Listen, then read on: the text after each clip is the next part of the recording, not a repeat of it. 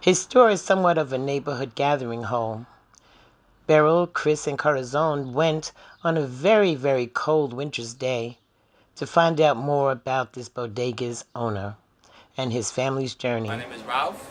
Jawad is my last name, and I'm from Fort Greene. I grew up and I was raised around Fort Greene. Since 1977, I started working in the store. Unfortunately, at the time I started here, my dad was sick, and one of us had to drop out of school, and it was me. My name is Beryl. I'm an artist. I work with glass, film, photography. I'm also a podcaster. I moved to Fort Greene about 1989 from Clinton Hill to a 3-bedroom apartment on South Oxford Street with my teenage twins.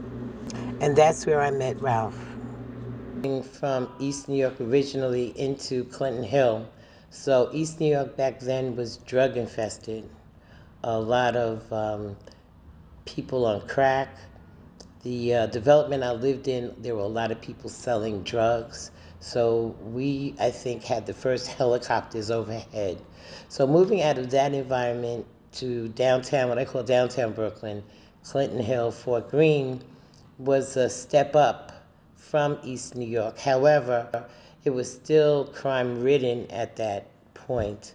I remember having to drop to the floor on many occasions because of gun shooting outside of the building, and so it was still a little rough in Fort Greene when I moved in, but it was still better than from where we came from.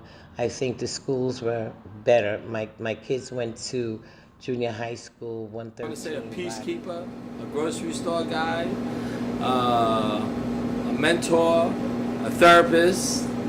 I'll listen to you, a bartender, whatever you want me to be, I'll be. He was very boisterous, and he told a lot of jokes, some that I didn't find quite so funny at the time.